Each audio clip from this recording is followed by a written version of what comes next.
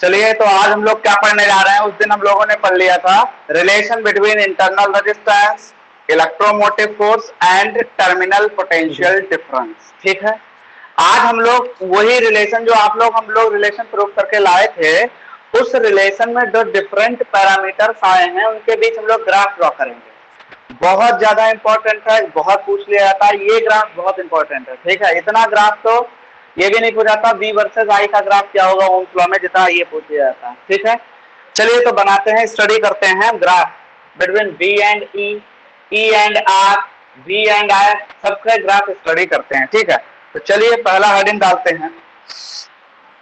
अच्छा, अब इनको अच्छा कहते क्या है? इनको कहते हैं characteristic curves of a cell. Cell के जो कैरेक्टरिस्टिक कर्व हैं उनको हम ड्रॉ करेंगे। तो हेडिंग डालिए और समझते जाइए, अभी लिखिएगा मत, समझते जाइए। Characteristic curve of a cell, ये होता है characteristic curve of a cell. ठीक, पहला कर्व। तो पहली बात तो हम पहले रिलेशन डाल लेते हैं बेटा। क्या रिलेशन पढ़ा था? सिंस v इक्वल टू हमने पढ़ा था e माइनस आई आर, यही रिलेशन पढ़ा था, अच्छे से याद है सबको। चलिए, तो पहला रिलेशन तो लिखेंगे graph E versus R graph. R पता है आपको क्या होता है? External resistance. E क्या होता है? EMF। अच्छा, आप एक बात बताइए, क्या सेल का EMF एक्सटर्नल रेजिस्टेंस पे डिपेंड करता है या नहीं करता? नहीं करता है। सेल का जो EMF है उसको एक्सटर्नल रेजिस्टेंस से क्या मतलब? कितना भी बाहर सर्किट का रेजिस्टेंस हो, सेल का EMF उस पर कतई भी डिपेंड नहीं करता है। सेल का EMF डिपेंड करता है अपने इंटरनल रेजिस्टेंस पे। क्यों? जितना ज्यादा इंटरनल रेजिस्टेंस होगा, टर्मिनल वोल्टेज उतना ही कम हो जाएगा। जितना कम इंटरनल रेजिस्टेंस होगा, टर्मिनल वोल्टेज उतना ही ज्यादा हो जाएगा। टर्मिनल वोल्टेज क्या होता है? बताया था, the potential difference across the terminals of a cell when a current is drawn from the cell. तो जब किसी सेल को भाई सर्किट में लगाया गया, स्विच ऑन किया गया, तो सेल से करंट ड्रॉ करने पर सेल ने जितना पोटेंशियल डिफरेंस दे पाया वो होता है टर्मिनल वोल्टेज। ठीक, तो E क्या होता है? E नहीं मिलता है क्योंकि कुछ ना कुछ इंटरनल रेजिस्टेंस होता है जो उसमें खर्च हो जाता है, वोल्टेज ड्रॉप हो जाता है, पोटेंशियल ड्रॉप हो जाता है। ठीक है, चलिए, तो अगर जब डिपेंड नहीं करता तो इसका ग्राफ ऐसे बनेगा। देखिए कैसा बनेगा ग्राफ। तो लिखेंगे भाई क्या है, ओके, लिखेंगे the EMF of a cell is equal to the terminal voltage, voltage कह लो या potential difference, terminal voltage when no current is drawn from the cell, from the cell। ठीक, पता है तुमको यार, अगर करंट जीरो हो जाएगी तो ये E किसके इक्वल हो जाएगा? That is E equal to V। जब E V के इक्वल हो जाएगा तो भाई साहब हमेशा याद रखिए, electromotive force doesn't depend on the resistance. ठीक है, चलिए कैसे बनाते हैं। तो लिखेंगे the EMF E is independent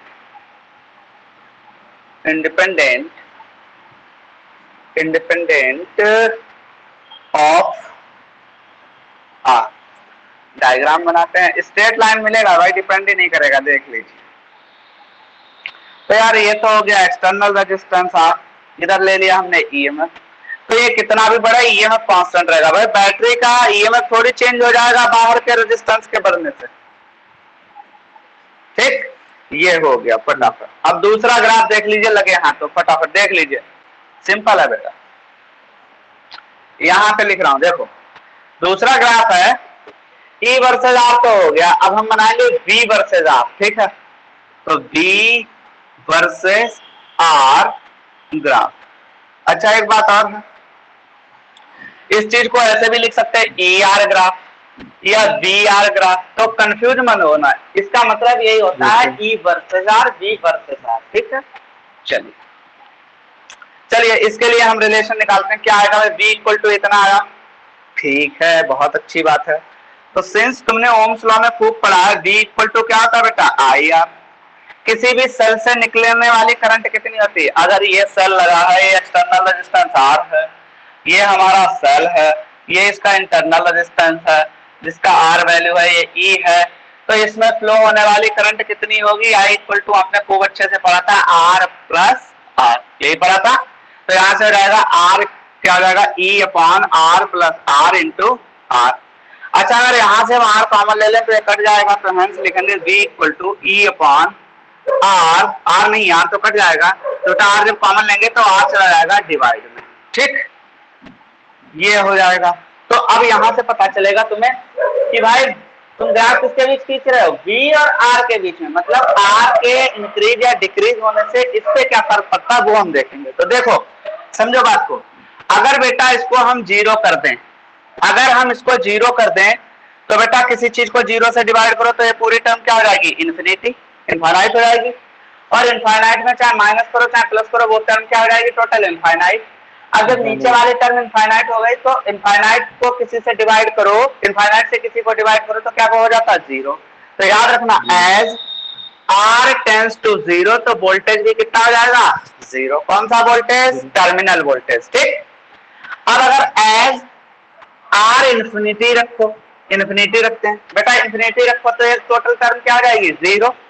अरे R अपॉन इंफिनिटी जीरो और 1 प्लस जीरो 1, तो यानी E हो जाएगा। तो V किसके इक्वल हो जाएगा, इंफिनिटी।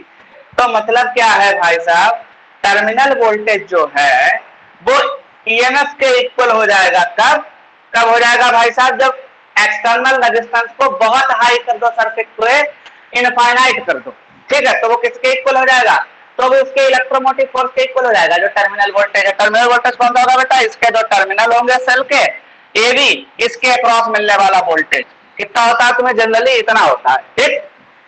अब एक कंडीशन और है, अगर बेटा हम R को R के इक्वल रखें, देखो हमने एक बार R को जीरो रख के देख लिया, एक बार R को मिनिमम कर लिया, एक बार R को हाई मैक्सिमम कर लिया, अब एक बार R को इन दोनों के इक्वल आपस में रख के देख लेते हैं। तो लिखेंगे as R equal to R। अगर हम कहते हैं कि भाई साहब जो एक्सटर्नल रेजिस्टेंस है वो इंटरनल रेजिस्टेंस के इक्वल हो तो कितना पर टर्मिनल वोल्टेज होगा, देख लेते हैं। तो हेंस V इक्वल टू बेटा बता दोगे, E1 प्लस R की जगह बेटा रखेंगे R, ये कट गया, 1 बचा, तो ये बचा EY2। लो आ गया भाई, ठीक। यानी बेटा समझ में आ गया, सेल मान लो अगर 10 वोल्ट का है, मान लीजिए कोई सेल है आपके पास 10 वोल्ट का है, ठीक, तो उसका ईएमएफ कितना है, 10 वोल्ट। और भाई साहब अगर मान लीजिए उसका इंटरनल रेजिस्टेंस कितना है, 2 ओम, सपोज कर लीजिए। और अगर उस सर्किट में जो सेल लगाया है जो 10 वोल्ट का है, उसका इंटरनल रेजिस्टेंस कितना है, 2 ओम का है, उस सेल को तुमने एक ऐसे सर्किट में कनेक्ट किया जिस सर्किट में एक्सटर्नल रेजिस्टेंस भी कितना है, 2 ओम है, तो उस सर्किट में जो टर्मिनल पोटेंशियल डिफरेंस होगा या टर्मिनल वोल्टेज होगा वो कितना रह जाएगा, उसके सेल के ईएमएफ का आधा। यानी सीधी सी बात एकदम समझ में आए कि जब सेल का इंटरनल रेजिस्टेंस सर्किट के एक्सटर्नल रेजिस्टेंस के बराबर हो जाता है, या कह लो सर्किट का एक्सटर्नल रेजिस्टेंस सेल के इंटरनल रेजिस्टेंस के बराबर हो जाता है, तो जो सेल है वो अपने से आधा ही वोल्टेज दे पाता है। तो 10 वोल्ट का सेल है भाई साहब, वो 5 वोल्ट ही दे पाएगा। अगर ऐसा हो गया, ये कंडीशन हो गई, ये कंडीशन होते ही वो आधा दे पाएगा, ठीक है। तो यानी इसका कंडीशन में कहा जाए तो सेल भाई साहब हो जाएगा खराब, सेल खराब हो जाएगा ऐसी कंडीशन में, ठीक है भाई। जितना ज्यादा इंटरनल रेजिस्टेंस, एक बार बताओ, जितना ज्यादा इंटरनल रेजिस्टेंस यार उतना बेकार सेल, जितना कम इंटरनल रेजिस्टेंस ज्यादा करंट देगा। भाई रेजिस्टेंस ज्यादा होगा तो करंट थोड़ी ज्यादा दे पाएगा, सोचो, तुम दिमाग लगाओ। तो इसलिए सेल वो बढ़िया है कि भाई 10 वोल्ट का सेल है, कम से कम 9 वोल्ट तो दे दे। अब पता लगा तुम बैटरी ला खरीद के, तुम्हारी बैटरी इतनी पुरानी हो गई कि 100 वोल्ट की बैटरी वो 50 वोल्ट ही दे पा रही, तो क्या फायदा है इसी बैटरी का, ठीक है।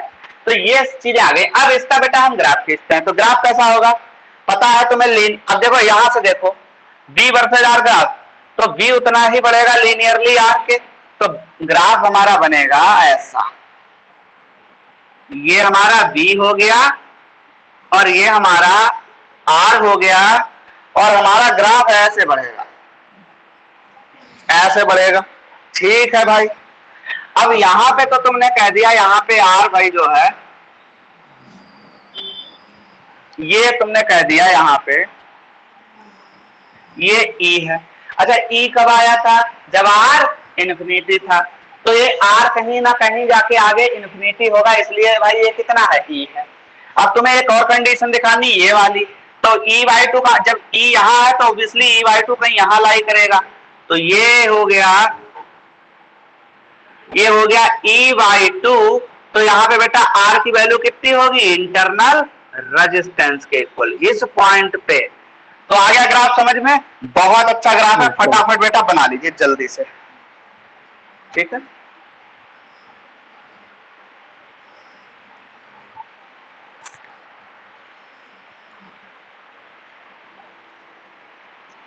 बहुत ज्यादा इंपॉर्टेंट भी है ये कैरेक्टरिस्टिक्स, इतनी इंपॉर्टेंट है, बहुत पूछ लिया जाता है यार।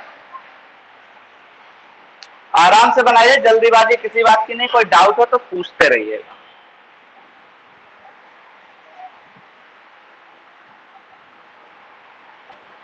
यहाँ पे दिख नहीं रहा होगा, ये सर्किल हटा देते हैं, ऐसे लिख देते हैं। चलो नोट बेटा, ये मत बनाना, ये तुमको समझाने के लिए बना।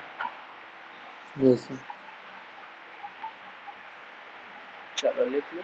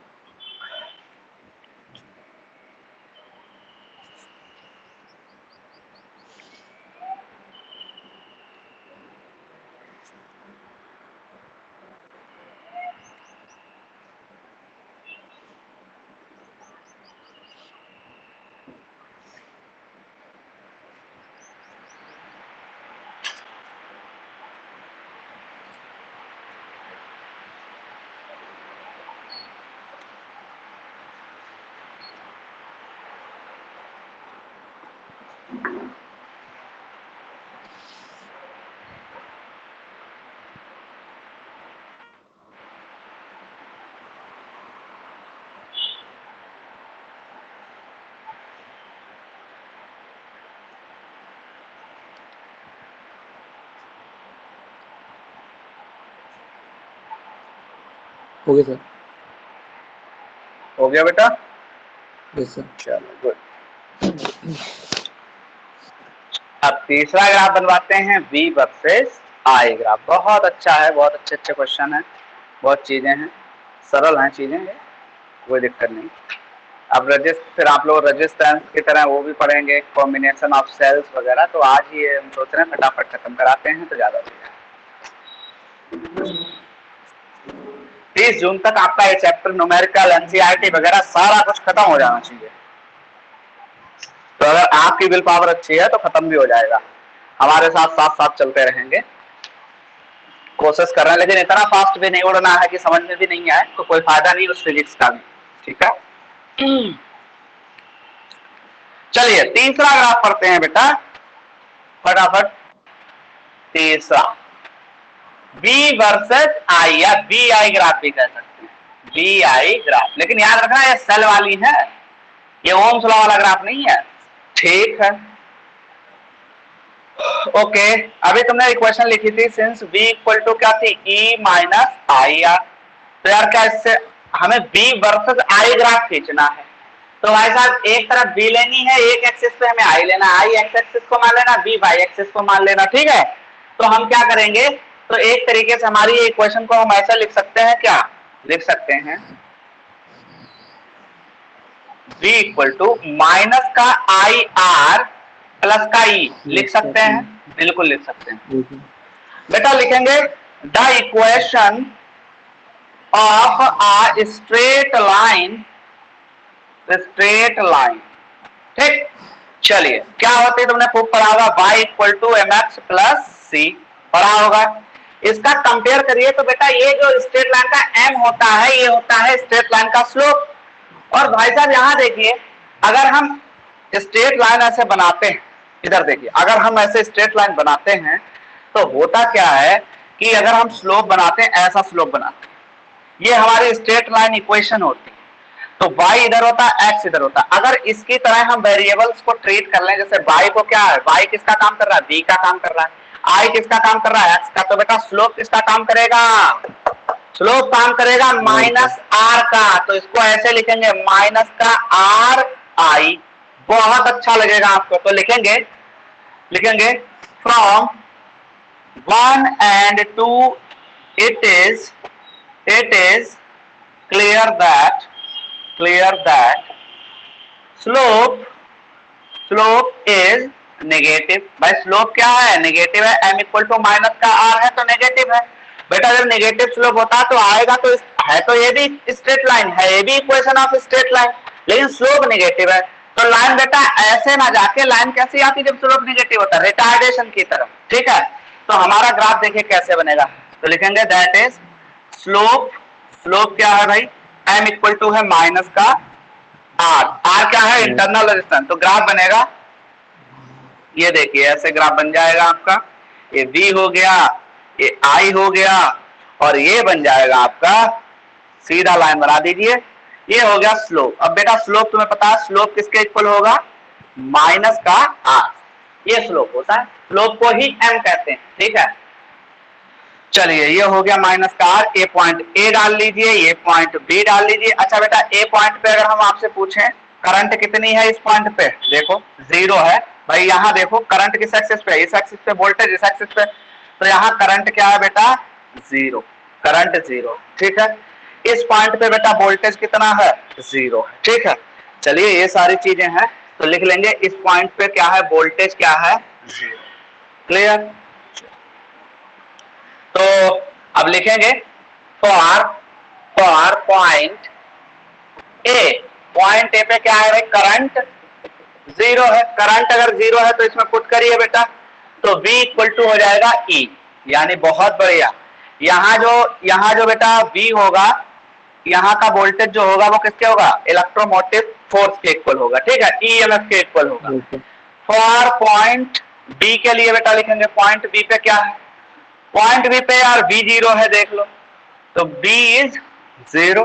तो हेंस यहां पुट करिए फ्रॉम 1, तो लिखेंगे hence, okay, hence 0 equal to, from 1 लिख लेंगे 0 equal to e minus I R, तो e इक्वल टू हो जाएगा आई आर, यानी यहां पे जो हो जाएगा पॉइंट बी पे जो ईएमएफ होगा वो यहाँ पे कितना हो जाएगा, e equal to I R हो जाएगा। तो रेजिस्टेंस कितना हो जाएगा, R इक्वल टू हो जाएगा E अपॉन आई, ठीक है बेटा। चलिए, और ये कितना हुआ बेटा, negative of the slope of VI graph. फटाफट छाप लीजिए, जल्दी से छाप लीजिए।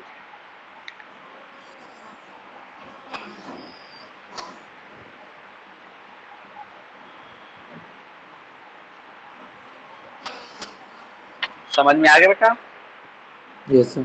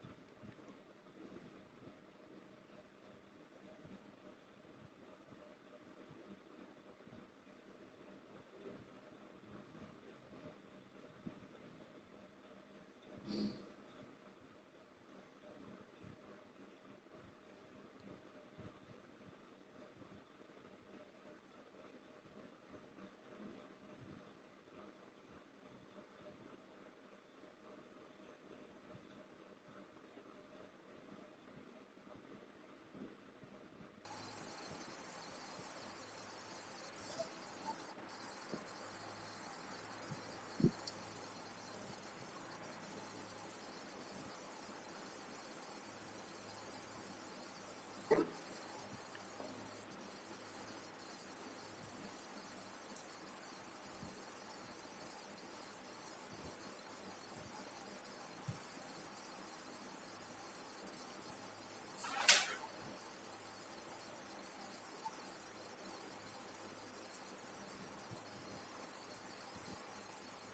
गया सर, हो गया। अच्छे आवाज नहीं आ रही बेटा?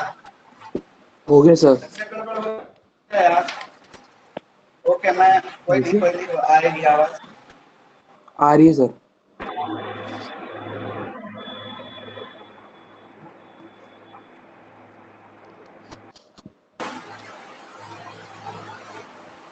हाँ बेटा अभिषेक, आप बोलिए। यस सर, आ रही है आवाज? नहीं आ रही यार। सर, पता नहीं क्या हो जाता है। आवाज आ रही है? आ रही है, क्लियर आ रही है।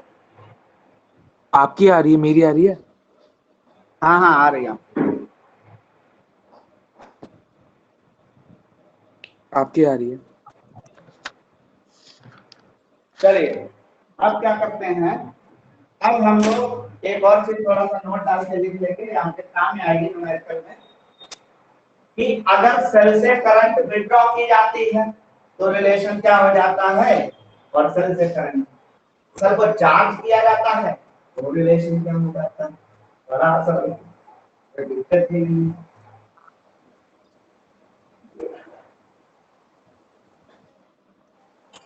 तो नोट करके डाल देना, बहुत काम में आएगा आपके कंपटीशन में। लिखेंगे पहला पॉइंट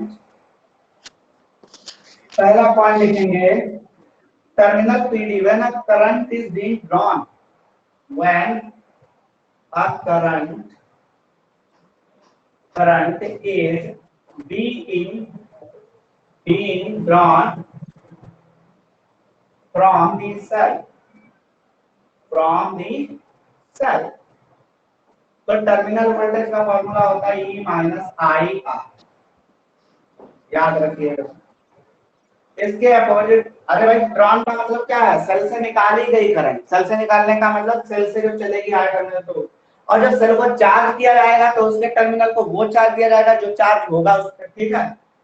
तो when the cell is charged, charge का मतलब समझते हैं बेटा, अगर पॉजिटिव वाला है तो उसे पॉजिटिव चार्ज देंगे, और पॉजिटिव चार्ज के फ्लो को ही करंट कहते हैं, यानी सेल की तरफ करंट जाएगी तो क्या होगा, ठीक है। when the cell is charged, cell is being charged, ये आपके कंप्लीशन में बहुत हो जाता है, लोचा होता है इसका। B equal to E plus I याद रखना, ये साइन प्लस का हो जाता है, ये चीज याद रखिएगा। साफ लिखिए जल्दी से, एक मिनट में। अच्छा लिख लिया सर। हो गया बेटा? Yes sir. हो गया।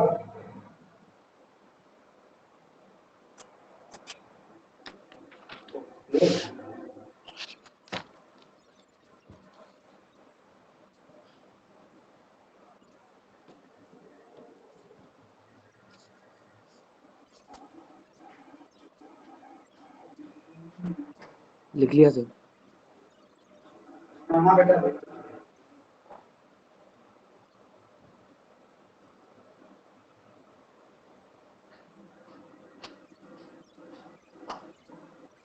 एक तरीके से सिंबल भी लाओ तुम्हें बनवाए लिखने लगे हाथ में, वरना क्या होगा कि सर पता नहीं क्या है, वो ऐसा नहीं। हालांकि ये केवीएल जब पढ़ोगे, अभी आगे केवीएल पढ़ाएंगे तुमको किरचॉफ का, तो अच्छा और चीज क्लियर हो जाएगी। मैं फिलहाल फिर भी बनवा देता हूं। एक सेल है बेटा, ओके, इसका इंटरनल रेजिस्टेंस R है, और जो करंट ऐसे है I ऐसे आ रही है, ठीक है, I ऐसे आ यस रही सर। है। तो हम क्या करेंगे, ये करेंगे। तो हमारा B हो जाएगा इस केस में E माइनस आई, करंट ऐसे आ रही है, प्लस है नहीं, सेल इज बीइंग ड्रॉन। अब यहाँ अगर हम बात करें तो ऐसे अगर है कहीं प्लस है माइनस है, करंट ऐसे जा रही है, चार्ज हो रहा है, तो B इक्वल टू बेटा E प्लस, ठीक, चलो बहुत अच्छा है तो ये सारी चीजें। अब एक आध क्वेश्चन देख लेते हैं, मजेदार कर लेते हैं तो थोड़ा अच्छा लगेगा। चलिए सीबीएसई 2001 का छोटा सा क्वेश्चन करते हैं, बहुत छोटा सा, इन्हें नोट कर लिया होगा। सर डायग्राम बना रहा हूँ।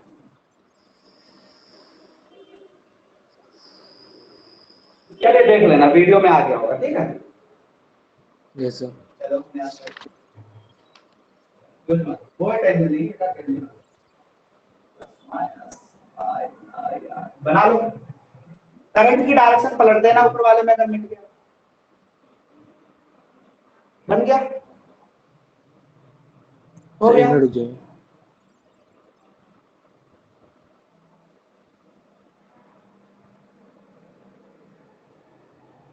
Yes sir.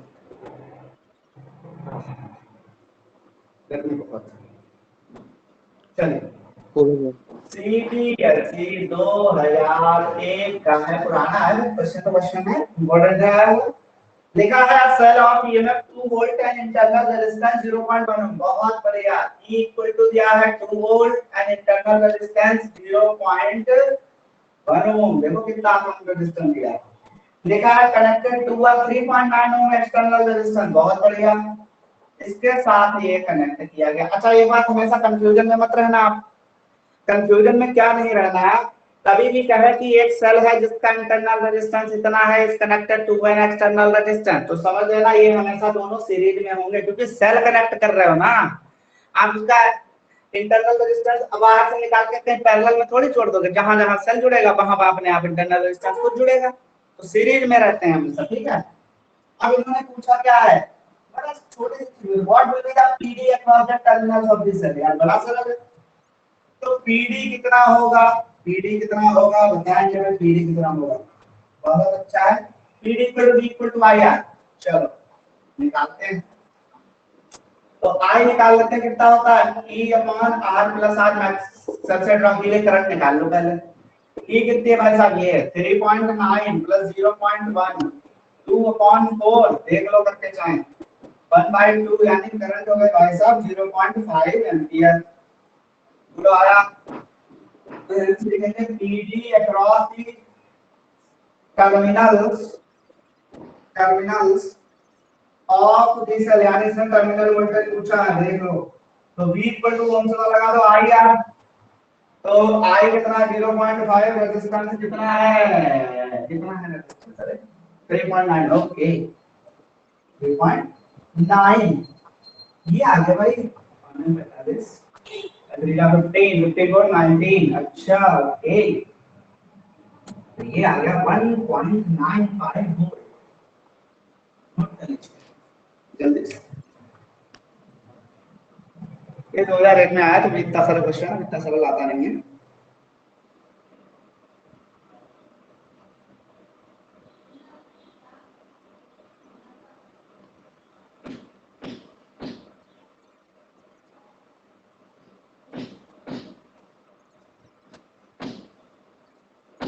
अच्छा ये, अब इसको चाहो तो एक और तरीके से निकाल सकते थे बेटा, लेकिन ये जब हमें आई पता चल गया, हमें टर्मिनल से क्रॉस निकालना, तो टर्मिनल से क्रॉस क्या लगा, बस एक्सटर्नल रेजिस्टेंस ही तो लगा।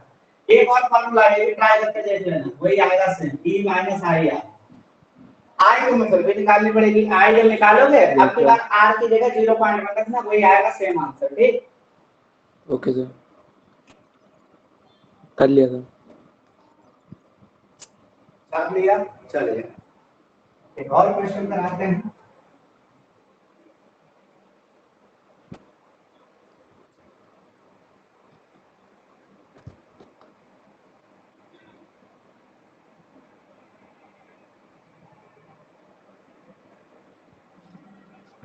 चलिए भाई निकालते हैं, एक क्वेश्चन है सीबीएसई 2016, ये तो लेटेस्ट है, 5 साल पुराना है। क्या लिखा है, battery of EMF 12 volt and internal resistance 2 ohm, कोई बात नहीं, is connected to a 4 ohm resistor है शोन इन फिगर, फिगर बनाते हैं भाई, चलो डायग्राम बनाते हैं, बहुत अच्छा, 4 बिल्कुल बनाया, ओके।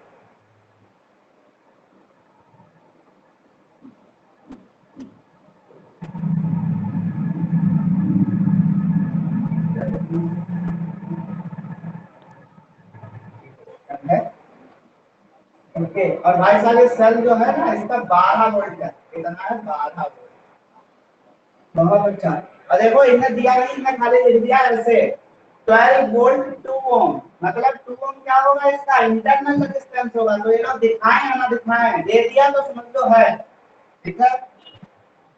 अब वोल्ट मीटर कनेक्ट कर दिया गया टर्मिनल वोल्टेज के लिए, ये वोल्ट मीटर वोल्ट मेजर करेगा टर्मिनल वोल्टेज, प्लस प्लस का होगा या माइनस का होगा। बहुत सही। निकालना क्या है, so that a voltmeter when placed across the cell and across the resistor, एक रजिस्टर के पास ले जाया गया, एक बार सेल के पास ले जाया गया, across the resistance terms give the same reading। हो उन्होंने कहा कि यार इसके अक्रॉस एक बार वोल्टमीटर लगाओ तो रीडिंग बताओ, यानी इसके अक्रॉस वोल्टेज निकालना, ये जो एक्सटर्नल रेजिस्टेंस लगा, और एक बार इसके अक्रॉस निकालना है कि टर्मिनल वोल्टेज कितना होगा। भाई ये सेल में तो टर्मिनल ही तो होगा, चाहे यहाँ पे ले लो चाहे यहाँ पे ले लो, दोनों टर्मिनल के अक्रॉस वोल्टेज होगा, टर्मिनल वोल्टेज। तो बड़ा सरल है, चलो निकाल के दिखाते हैं। तो अभी अभी ये वाला क्वेश्चन किया था, अभी वाला इससे पहले वाला क्वेश्चन यही तो था कि तुमने जो हमने जो करवाया था, हमने टर्मिनल वोल्टेज कैसे निकाला था, हमने निकाला था करंट निकाल ली थी और जो एक्सटर्नल रेजिस्टेंस था उसके साथ ओम लॉ लगा दिया था, V इक्वल टू IR। अब मैंने भी दूसरा फार्मूला भी दिखाया था, मैंने कहा था चाहो उससे भी निकाल सकते हो, तो दोनों से क्या आ रहा था, सेम आ रहा था। वही इन्होंने कहा है कि यार ये तुमको शो करना है, तुमको प्रूव करना है, तो क्या है दोनों करने हैं इसको, चलिए करते हैं। तो लिखेंगे since R equal to 2 ohm, EMF equal to 12 volt, external resistance equal to 4 ohm. बहुत सही। तो लिखेंगे hence terminal PB B equal to क्या होता है, E माइनस IR। यहाँ से पहले फटाक से I निकाल लो, क्या होती है सेल से निकलने वाली करंट, बता तुमको फॉर्मूला ये होता है 12 4 और भाई 2 6, 12 बाई 2 6, सॉरी 2 जा 6 आएगा। तो भाई साहब करंट तो आगे तुमको 2 एम्पीयर, चलो निकाल लो B इक्वल टू E कितना 12, I कितनी 2, R कितना 2, तो 12 माइनस 4 यानी B इक्वल टू 8 वोल्ट। ये तो आपने यहाँ की वैल्यू निकाल ली, यहाँ की 8 वोल्ट। अब हमने कहा यही चीज दिखाओ यहाँ निकाल के, सेम आनी चाहिए, तब बात सही है। तो निकालेंगे, लिखेंगे पीडी अक्रॉस, क्योंकि करंट जाएगी यहाँ से फ्लो के, यहाँ से होती हुई, तो पीडी इसके पास निकालना, पीडी अक्रॉस 4 ओम। तो क्या आएगा भाई, B इक्वल टू IR होता है, IR I कितनी आई है 2 एम्पीयर, R कितना है 4 ओम, तो भाई साहब B आ गया 8 वोल्ट। तो देखो दोनों सेम आए। तो आज के बाद एक भी बात याद रखो, जब भी सेल का टर्मिनल वोल्टेज पूछा जाए तो चाहे तो ये फार्मूला लगा दो, ये वाला, तो भी वही बात है। चाहे तो I निकाल के जो भी एक्सटर्नल रेजिस्टेंस लगाओ उसके साथ ओम लॉ लगा दो, उसके अक्रॉस वोल्टेज ड्रॉप निकालो, पोटेंशियल ड्रॉप निकालो, ठीक है। तो बात देखिए, अच्छा हाँ एक बात और कर सकता है कि हो सकता है वो एक्सटर्नल रेजिस्टेंस एक जगह ना देके सीरीज में 3 जगह दे दे, तो आपको तीनों का इकट्ठा करके निकालना है, ठीक है। पहले इक्विवेलेंट निकालेंगे फिर निकालेंगे, तो वो इक्विवेलेंट वाला वोल्टेज है, उसका वोल्टेज सेम आएगा, चाहे करके देख लेना कभी, ठीक है। ये फटाफट नोट कर लीजिए, बहुत अच्छा।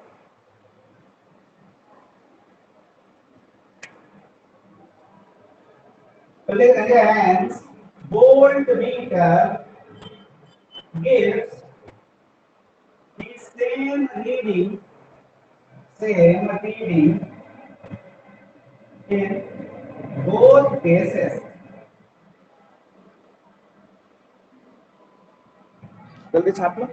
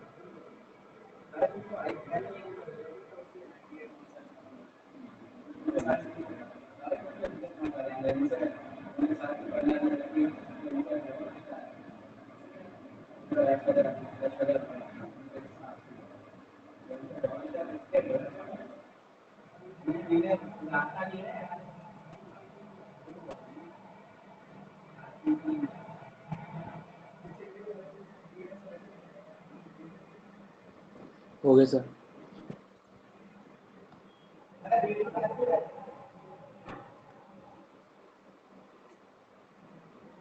हाँ बेटा नोट हो गया। Yes sir.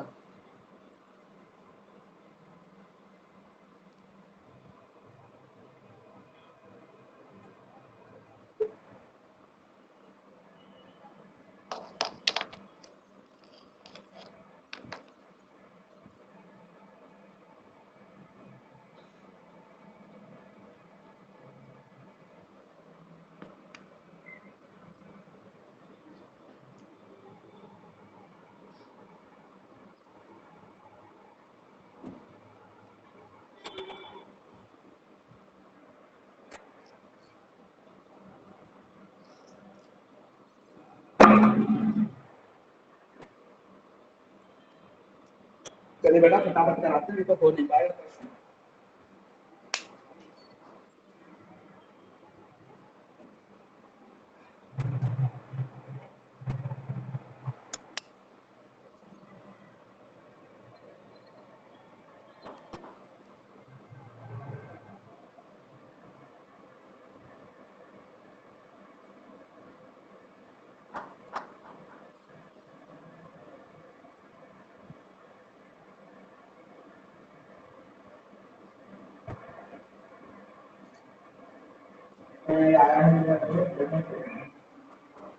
CBSE 2002 और 2013 लिखते हैं question.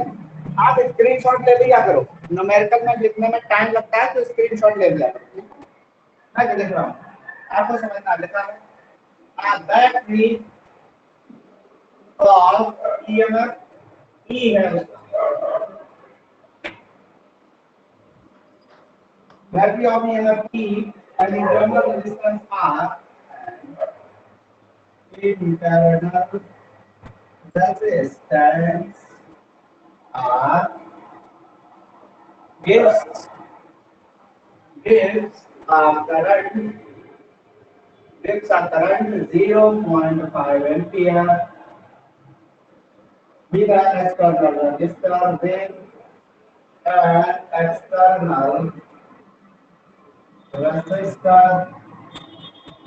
with an external resistor of 12 ohm and अब दूसरा केस शुरू हो गया यहीं से, दूसरा case start and a current of 0.25 ampere with an external resistor with an external resistor of 25 ohm। बहुत अच्छा।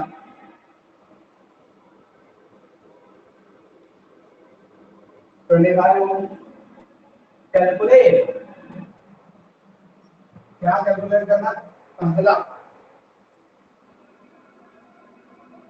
Internal resistance okay, internal resistance of this cell. दूसरा ईएमएफ ऑफ दिस सेल। बड़ा सरल है यार ये तो। अब देखिए इसका सॉल्यूशन देखिए, आपको छापना नहीं, आप स्क्रीनशॉट ले लीजिएगा, समझ लीजिए, समझना बहुत जरूरी है। लिखा है बैटरी ऑफ ईएमएफ की, बहुत अच्छी बात है। इंटरनल रेजिस्टेंस का आर है तो वो करंट विड्रॉ करती है, उसको करंट कितनी देती है? 0.5 एम्पीयर करंट को सेल देता है जब उसको एक एक्सटर्नल रेजिस्टेंस आर से जोड़ा जाता है। ठीक, इतना। और भाई साहब वही सेल इतना करंट दे पाता है जब उसके साथ एक एक्सटर्नल रजिस्टर कितने ओम का लगाया जाता है। तो उन्होंने कहा है दोनों केसेस में इंटरनल रजिस्टेंस निकालो, ईएमएफ ऑफ दिस सेल निकालो। तो यार ऑब्वियस है सेल तो सेम है, जिस सेल से काम लिया जा रहा है एक ही सेल है, तो एक सेल है तो इसका ईएमएफ तो बदलेगा नहीं दोनों केसेस में, वो तो सेम रहेगा। और जब सेल सेम है तो उसका इंटरनल रेजिस्टेंस भी सेम रहेगा। चेंज क्या हो रहा है? करंट और इंटरनल रेजिस्टेंस। तो लिखेंगे सिंस फार्मूला होता है E इक्वल टू क्या होता है? I R plus R। अगर भाई करंट के फार्मूले से I equal to E upon R plus R होता है तो यहाँ से आ जाएगा अब देखो Yes, sir. लिखेंगे for first case. First case में क्या हो जाएगा भाई, ईएमएफ तो सेम रहेगा, मतलब बैटरी थोड़ी चेंज हो रही है। करंट क्या है फर्स्ट केस में 0.5, आर कितना है फर्स्ट केस में 12। बहुत अच्छे, इंटरनल रेजिस्टेंस तो आ रहा है, इक्वेशन 1 डालो। For second case EMF battery तो वही है, तो ईएमएफ चेंज नहीं होगा, बस करंट चेंज हो रही है। देखो 0.25, एक्सटर्नल रेजिस्टेंस चेंज हो रहा है 25 प्लस आर। इधर देखो दो, R. देखो इक्वेशन बन गई दो वेरिएबल में, बन गई इक्वेशन। Yes, sir. अब क्या सॉल्व कर लो, तो सॉल्व करना बड़ा आसान है, डिवाइड कर दो, सॉल्व कर लो, डिवाइड कर दो, तो लिख देंगे डिवाइडिंग डिवाइडिंग 1/2 कर दो भाई, E अपॉन E 0.5 अपॉन 0.25, तो ये कितना हो गया 12 plus R upon 25 plus R। बहुत अच्छे, ये तो कट गया, हो गया 1, ये पॉइंट हटाया, ये पॉइंट हटाया, ये 2 जा, तो 1 equal to 2 into 12 plus R upon 25 plus R। यार ये तो आ जाएगा 1 के साथ मल्टीप्लाई है, तो कर दो 25 प्लस R, ये जाएगा अंदर 24 प्लस 2R। इसको इधर ले आओ तो 25 माइनस 24, ये गया 2R माइनस R, तो भाई साहब R इक्वल टू आ गया 1। यही कैलकुलेट करना था, लो आ गया। अब ये इधर मैं लिखने जा रहा हूँ, किसी एक इक्वेशन में R की वैल्यू रख दो, ये आ जाएगा, तो from 1 E equal to 0.5 12 plus 1, तो यहाँ से E आ जाएगा 0.5 इंटू 13, यानी आ गया 6.54। नोट कर लीजिए, आंसर होगा, ठीक है। स्क्रीनशॉट ले लीजिए बेटा। ले लिया सर। ओके, समझ में आ गया, Yes, sir. ठीक। स्क्रीनशॉट से एक ही फायदा है, आपको थोड़ा न्यूमेरिकल एक तो एक्स्ट्रा हो जाएंगे, और थोड़ी नोट करने में टाइम लगेगा, घर पे नोट करना ही। आपको आए हुए क्वेश्चन कराना इंपॉर्टेंट बोर्ड के पर्सपेक्टिव से, बहुत ज्यादा बहुत अच्छे क्वेश्चन है।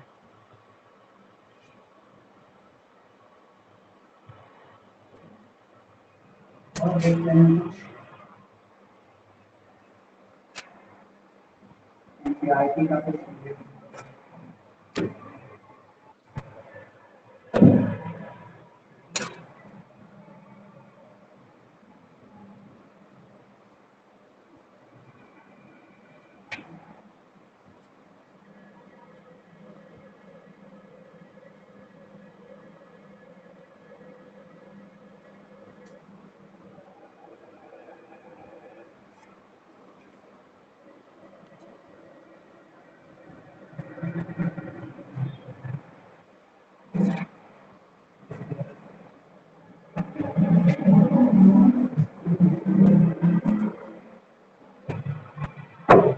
बाकी बेटा एनसीईआरटी की बुक आपके पास होगी, एनसीईआरटी की बुक से जितने टॉपिक होते जाए उसके एग्जांपल साथ साथ में आप लोग करते जाओ। अगर कोई एग्जांपल आपको समझ में नहीं आता है तो आप तुरंत डाउट क्लियर करो, ठीक है, आप तुरंत बताइए। Yes, sir. सबसे पहले वो डाउट जो पेंडिंग में पड़ा है आप उसको क्लियर करिए, उसके बाद हम लोग आगे टॉपिक पढ़ेंगे। पेंडिंग नहीं रखने डाउट्स को, पेंडिंग हो गए तो फिर बवाल बेकार हो जाएगा। चलिए क्वेश्चन और करते हैं भैया। ओके, आया है सीबीएसई 95 है और हरियाणा बोर्ड का भी आया है। अच्छा क्वेश्चन है, कराने वाला लिखा है battery of EMF 3 volt. Question है a battery of EMF of 3 volt, a battery of EMF 3 volt and internal resistance R। ओहो, अपनी इंटरनल रेजिस्टेंस नहीं दे रखा है, internal resistance small r 3 volt का ईएमएफ है, internal resistance R is connected in series with a resistor। Okay, connected is connected with is connected with in series with a resistor with a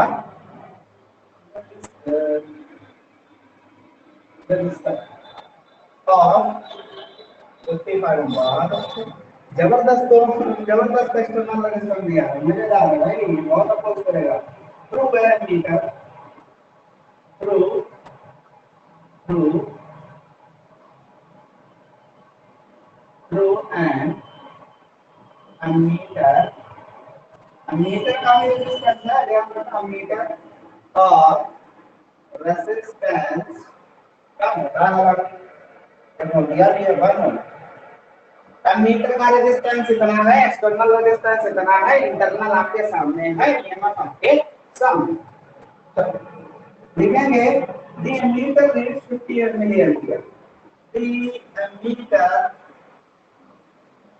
reads 50 milliampere. Okay 50 यार, इतना ज्यादा resistance लगा दोगे तो current तो कम major करेगा ही, ठीक है। Milliampere draw a circuit diagram and calculate the value of R। Draw the circuit diagram and calculate the value of। बहुत अच्छे से, बहुत अच्छे। चलिए अब भाई साहब हमें निकालना क्या है, कुल मिला के हमें निकालनी है करंट। करंट हमको दे रखी है तो इंटरनल रेजिस्टेंस निकालना।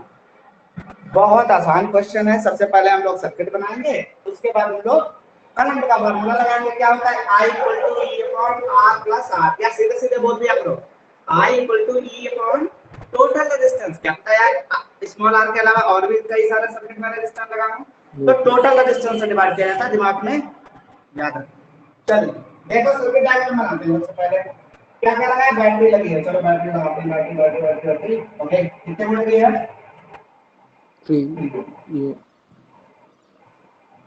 3 वोल्ट की बैटरी। इंटरनल रेजिस्टेंस इसका कितना है, तो छोटा सा रेजिस्टेंस बना लो, एक आर है। चलो और ये एक सीरीज रजिस्टर के साथ जुड़ा है।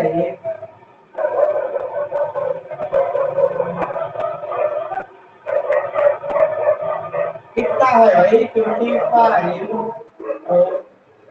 और भाई एमीटर भी जुड़ा है जिसका रेजिस्टेंस कितना है 1 ओम। बहुत अच्छी बात है, एमीटर हमेशा बेटा सर्किट के सीरीज में जोड़ा जाता है।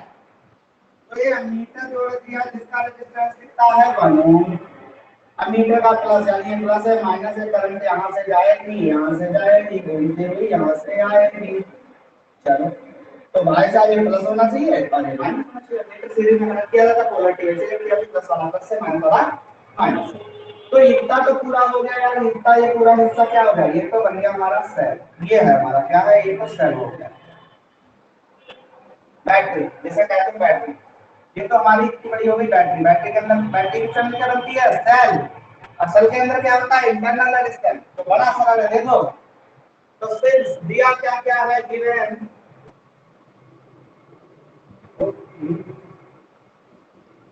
गिवन स्टाइल एंड गिवन आ गया हमने। गिवन है ईएमएफ 3 वोल्ट।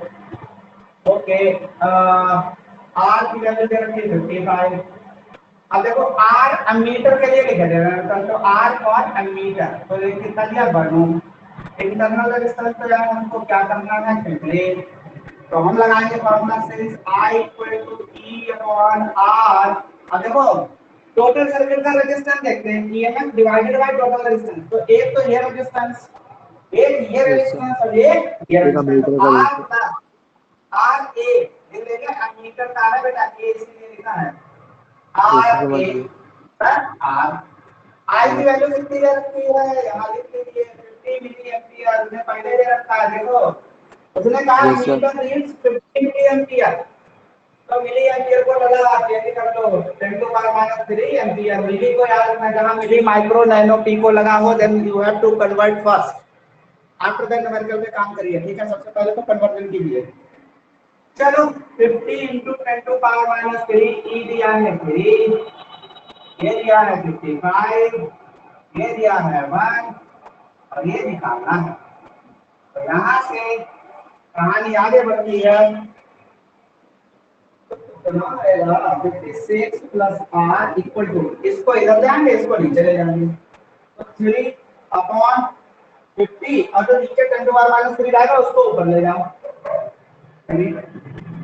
तो 56 प्लस आर इक्वल टू, इसको यहाँ हम ऐसे लिख सकते हैं 3000 अपॉन 50, 0 से 0 काटो 60, तो 56 प्लस आर इक्वल टू 60, तो आर इक्वल टू यहाँ से आ जाएगा 56 यानी 4 आंसर।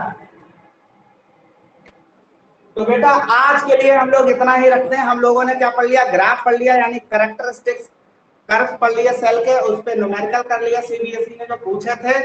कल हम लोग पढ़ेंगे कॉम्बिनेशन ऑफ सेल्स, जैसे हम लोगों ने रेजिस्टेंस पढ़े थे, series combination and parallel combination, और फिर उसके भी न्यूमेरिकल करेंगे। तो आज इतना ही रखते हैं, बाकी कल मिलते हैं, ठीक है।